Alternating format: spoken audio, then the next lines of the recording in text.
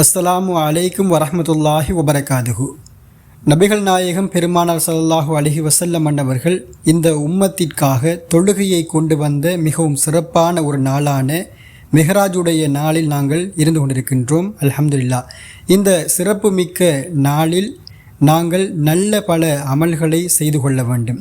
இன்றைய நாள் மட்டுமல்ல, நாம் வாழுகின்ற காலமெல்லாம் சிறந்த மனிதர்களாகவும் நல்ல அமல்களை செய்யக்கூடியவர்களாகவும் இந்த உலகத்தில் வாழ்ந்து மரணிக்க வேண்டும். இப்பொழுது இந்த மிஹ்ராஜினுடைய சிறப்பு எல்லோருக்கும் தெரியும்.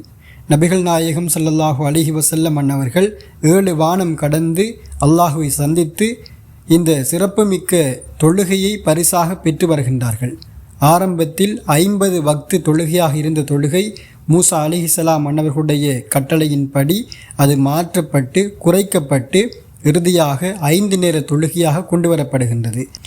அந்த 5 நேர தொழுகையை கூட எம்மால் சரியாக நேரத்தில் தொழ முடியாமல் பலரும் கஷ்டப்பட்டு கொண்டிருக்கின்றார்கள்.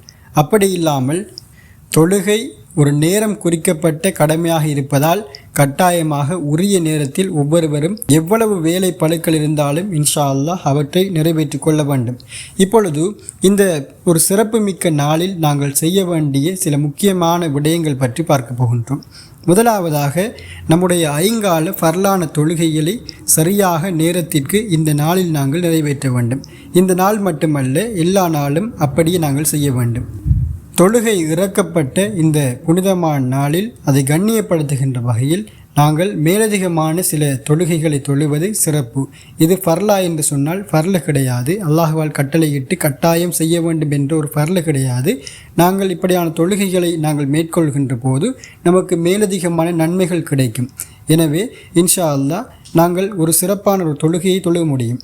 அந்த அடிப்படையில் 2 ரகாத் தௌபா நஃபில் நம்மால் தொழுது கொள்ள முடியும். இது ஒரு பாவ மன்னிப்புக்கான தொழுகையாக இருக்கின்றது.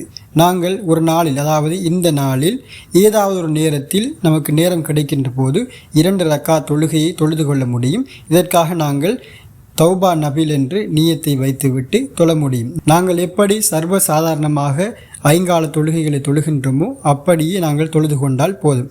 அதன் பின்னர் தொழுது இறுதியாக சலாம் கொடுப்பதற்கு முன்னர் நாம் பாவ மன்னிப்பு கேட்க வேண்டும். அல்லாஹ்விடம் தௌபா கேட்க வேண்டும். தௌபா கேட்டுவிட்டு சலாம் கொடுப்பது சிறந்தது. குறிப்பாக நபி யூனுஸ் அலைஹிஸ்ஸலாம் அன்னவர்கள் ஓதிய லா இலாஹ இல்லாஹந்த சுபஹானக்க இன்னி குந்து மினல் லாலிமீன் என்கின்ற திக்ரை ஓதிக்கொள்ளுங்கள். இந்த திக்ர் பாவ மன்னிப்புக்கான மிகச்சிறந்த திக்ர்களில் ஒன்றாக இருக்கின்றது. இந்த திக்ரை ஒரு மனிதர் ஓதுகின்ற போது அல்லாஹ் சுப்ஹானஹு வ தஆலா அவருடைய எல்லா விதமான பிழைகள் பாவங்களையும் மன்னித்து அவருடைய கஷ்டங்களையும் நீக்குவதாக கூறியிருக்கின்றார். எனவே இந்த சிறப்புமிக்க திக்ர், அதே போன்று உங்களுக்கு தெரிந்த மேலதிகமான பாவ மன்னிப்புக்குரிய திக்ரை ஓதி அல்லாஹ்விடம் பிரார்த்தனை செய்து கொள்ளுங்கள். இன்ஷா அல்லாஹ் அல்லாஹ் சுப்ஹானஹு வ தஆலா நம்முடைய பாவங்கள் அனைத்தையும் மன்னித்துக் கொள்வான். இந்த சிறப்பான நாளில் அமல்களை அதிகப்படுத்திக் கொள்ளுங்கள்.